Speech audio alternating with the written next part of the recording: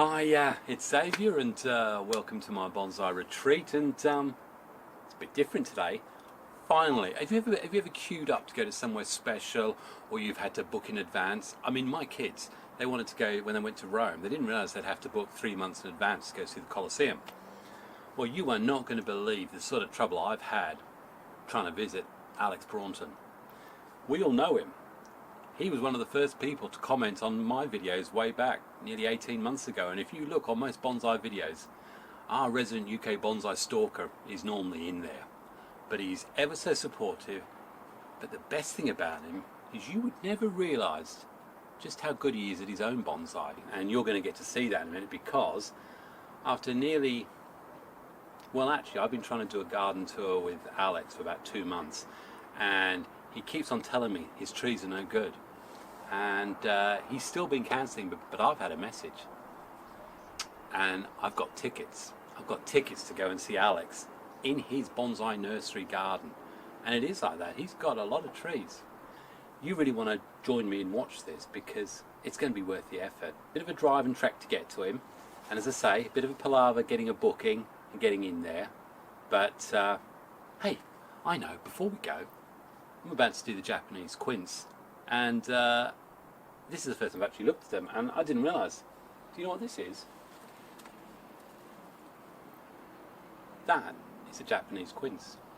In fact, I'm not going to ruin it for you. That's a bit of a teaser, because at some point, in fact, no, you may well have seen this before. I don't know when you're going to see this. Do you know what?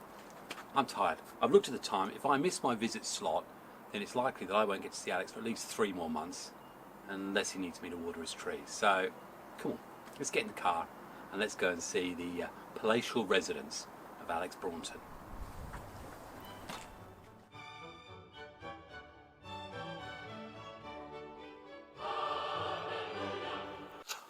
You're not going to believe it. The guards actually let me through the gate. I had to wait for security to take the dogs away. But finally, I've come to, I don't know whether you call it an atrium or something like that, but the main man himself, he's coming. So everyone, it's Alex. Hello.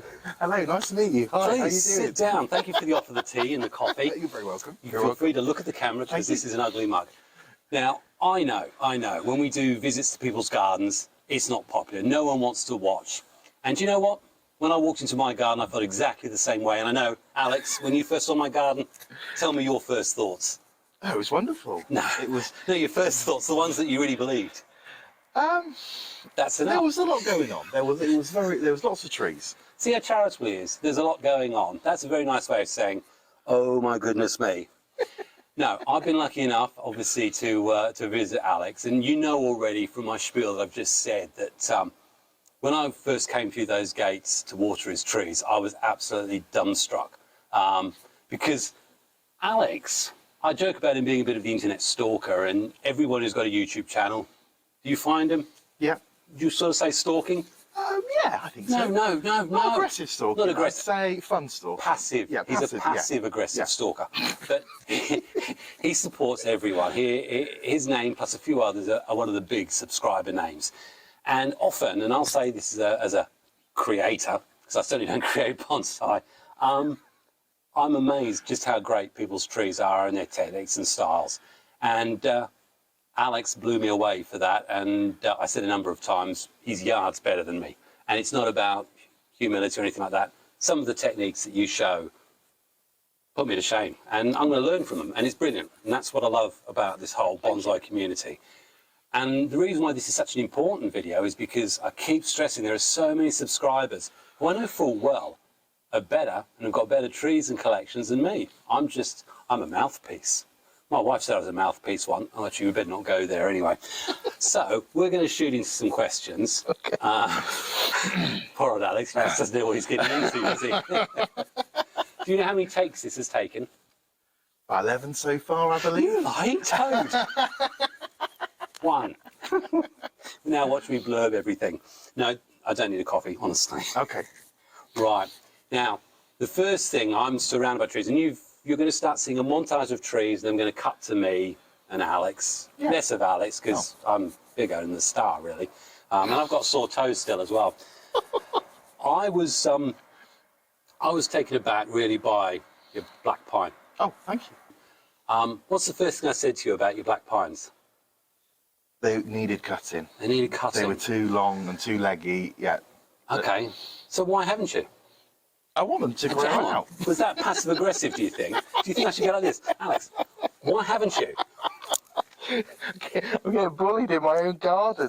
No, I want them big and thick, and you know, like you see them in Japan. These kind of beautiful, big, like 80-year-old black pines. So yeah, I just feed them, I water them, and I let them grow as much as I can. Yeah.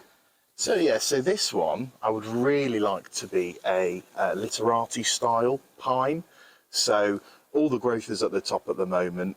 There's a nice bit of movement. There we go, movement. Nice bit of movement in the trunk, and yeah, I'm just waiting for it to grow. The bark is starting to kind of get craggy and a bit aged, but this is still a very young piece of material. And yeah, it's literally, you can just see there's loads of candles, there's loads of needles, lots of healthy growth, and I'll probably leave it for the next 5-10 years and just keep doing what I'm doing with it. I'd like to add some bigger bends at some point, but I think it's looking quite nice so far. No, I'm impressed because I don't have any black pine. Jason Hanrahan kept saying that he was sending me black pine. I used to sit by the door waiting for the postman to come, and he never did. And then one day Jason said something went wrong with the delivery. So this is my smaller black pine, which funnily enough is probably the thickest out of them all. And this is a kind of Shohin size, maybe 4 or 5 inches tall. I'm not quite sure what I'm doing with it yet. And again, there's a lot of top growth here. There's some lower branches that I'm working on, but I just think it's really nice. It's got lovely movement lower down. One question. Yeah. Do you tend to find you buy trees that match your beard? I've noticed it does match your beard, actually. Ho, ho, ho. Do your Father and Christmas impression. Go on. He's not going to do it. Ho, ho, ho. Oh. Have you been a good boy or girl this year? We can't go there. We can't say things like that on a family-friendly video. So, as I sort of sit here, one knee to you, I'm not offering anyway. For those of you who don't know, there was an outtake that you won't see for Christmas. Right. I was going to ask Alex all about his Japanese maple, because he's got loads of them. So rather than me before, Alex, tell me, what's your love affair with Japanese maple, and what sort of varieties have you got? Gosh, I think it's the classic bonsai for me. You know, when I think of a bonsai and when I think of Japan, I think of the maple. I love the colours. I love the kind of the very elegant structure that you see, especially out in nature and in the wild. And yeah, all the different varieties, I think it's fantastic. You can get those lovely reds with like the Deshojos and the Seigen maples, and then you can get the cool kind of craggly bark with the Arakawa maples as well. And yeah, I just think it's a great species. I really enjoy working with maples. And do you think my maples look like that? Yeah, I think you've got a lovely selection of maples. And you're putting me off. No, I think yours are fabulous. You've kept yours a smaller size, whereas I tend to go for a slightly larger size, I think, in with my trees. I don't quite know why that is. But I just think, yeah, there's a... Big is better? Yeah, I think so. Yeah. Although I feel maybe a lot of people go through that with bonsai. You know, initially, everything's very big and very cool and mighty, and then as you kind of refine your skills and bring it in, the trees get smaller, perhaps. I don't know. An interesting point that he raises there. But what do you think? So, if you were going to sort of highlight some of the more interesting Japanese maple you've got, because I've got nothing that's got a funny sounding name that I can't pronounce. I mean, I struggle enough just saying Xavier. But what's that in your hand? This is a Shishigashira, which is a variety of Japanese maple. It's also called the lion's head maple because it's got this very kind of tight, dense leaf, and it looks a bit like a lion's mane. It's absolutely gorgeous. It's a very slow grower.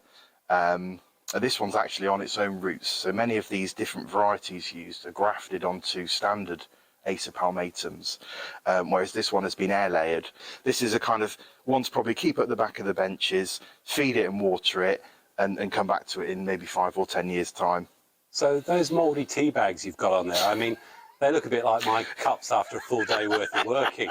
Is that seriously just tea you've got on there? No. These are you're terrible. These are full of organic fertiliser that I've mixed in with sphagnum moss, so to keep it moist and humid. And then whenever I water it, it just kind of seeps through the tea bag and hopefully feeds the roots, you know, every day or every couple of days whenever they get watered. That's how I tend to spend my winter evenings when there's not much bonsai work to be done. I just fill up the tea bags and then put them on in spring when the trees start to wake up. So does that mean this winter you and I can do tea bagging? What about this one that's got that big bag on it? What's this one then? So this is another Japanese maple. This is a Seigen variety, which is a kind of very red leaf colour, just very similar to the Shoujo. And I've got this bag on. This is an air layer at the moment. So I want to bring it down. It's very tall. There's not much lower growth in the trunk, not much movement. So my idea is to shorten the tree. It's probably the biggest maple I've got actually. And what I want to do is air layer off the apex because there's lots of nice movement, lots of nice branches up there. And then I've got 2 trees, which is brilliant. And from there, I can then start to restructure this tree. So I've let some of these run out this year. And the idea is to create some lower branches down using approach grafting. So if you look down, most of the growth and the branches is up top. And that's kind of a telltale sign of a Japanese maple. They're very apical. Apical. What's the word I'm thinking of? Apically. Apically dominant, that's the one. Thank you, I'm glad you're here. So what I really want to do is, once that apex has gone with the air layer, I've let these run out and I want to then bring them down and create some new branches lower down, because at the moment I've got this kind of one stub here, which has grown out this year, and then there's 1 or 2 higher up. And then my vision for the tree will be a much smaller, kind of wide, beautiful maple. That's what I'm hoping to go for anyway. A vision. Did you hear that, everyone? Alex has a vision. Has anyone ever seen me have a vision in any of my bonsais? My bonsais are a mess. Now, you know what? There's no doubt that one of my favourite types of bonsai, get ready for it, is, yep, you've said it, the juniper. Now, I've noticed that Alex has quite a lot of junipers, and unlike mine, they actually look alive. So, tell me, what have we got in front of us? These are very overgrown Kishu junipers. Ooh, so Kishu, they are. Kishu means what? It's a region in Japan, I believe. I put you on the spot then, and you come up with something. That's a good answer. I hope it is. I'll say straight away the difference between those and mine is they almost look like Itoyagawa. They've got that really fine. Yeah, this is the scale kind of leaf and foliage that you see. It's very tight, it's very dense, yeah, it's lovely, and it's got that lovely green hue. But similar with the black pines, I'm just growing them out, so... I had a friend called Hugh, actually, in the Navy. He was quite green, normally on a Saturday night after a party at Union Street. Anyway, that's not important right now. What were you saying? Well, I hope these aren't Hugh reincarnated. But these are, yeah, I've essentially just let them grow out. So again, I think the theme of the garden is very much feed, water and grow. So what is it about these that attracted you to them most? I think it's the trunk movement. There's some lovely movement here, some lovely curves, nice lower branching. I think with some vision, there's a lot that could be done with these trees. So that's kind of my goal, is at some point to get confident enough with junipers is to do something nice with them, some nice shari, some nice deadwood. But yeah, I think they could be really lovely bonsais. I think what draws my attention to those junipers and vision is the sort of one vision I'd have if they were my junipers, is just down there actually. Is that, now tell me, is that your recycling pile for your bonsai soils? Do you feel on the spot? This is probably not to be seen, but it's junk. It's we've got off cuttings, we've got tea bags, we've got all sorts that I need to go through and tidy up. But yeah, this is very much the dead pile here. I notice you've got a Premier bag there. Is that recyclable, or are you intending to put that out and do harm to the nature? No, this will get sorted. It will all get sorted. I'm going to put the children to work for their pocket money, and this will eventually get cleared out. Brilliant. Anyway, Alex, if we can just stop. Sorry, I was just having a quick workout session there. Apologies. He's so funny. I can't do it without seeing myself. You're terrible. I'll probably cut that because I'm the comedian. You're the bonsai man. Of course. This could be at Christmas. Go on. Who hasn't seen that oak? And if most of you say, not me, then you're not watching my early videos. And you haven't seen Alex before, because guess what? There's a video somewhere around there. It's over Alex's head right now. All about Alex's oak, when Alex is in the house. Oh my gosh, I'm nearly a pensioner, I'm saying in the house. There are people cringing all over the world. Well, actually, no, in Epsom, because no one else watches my stuff. Right, show us the oak. Okay, here we go. I think it looks quite different to the last time we saw it. Is that because you've actually taken away all the stuff that I do? No, it's just, I repotted it this year in spring, and it's done really, really well. Lots of like lovely growth. Again, I just let it run. I need to trim it back, do some wiring. But yeah, I think we're starting to get that nice structure now.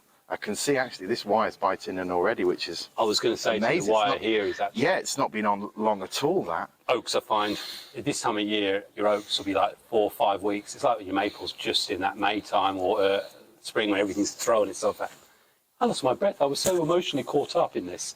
But yeah, I think it's done, I'm really pleased with it. It's done really well. And last time when we looked at this, I'd not actually seen the root structure, and I was quite pleased with what I found going through at spring.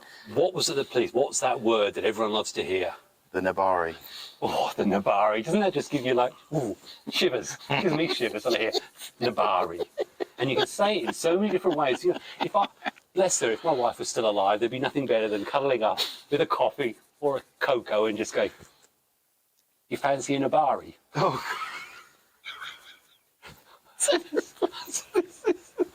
I haven't been drinking, really. Okay, so this is looking great. We're going to see this again, by the way, because it has featured. And if you haven't watched the video, you've got to. You don't need to watch my rubbish, but Alex is in it. Let's move on to something more important, something that makes me look better. Tell me about your Japanese white pine. Yes, I'd love to. Thanks for asking. In fact, I don't need to be in this. I'm going to zoom in on it because you need to see this.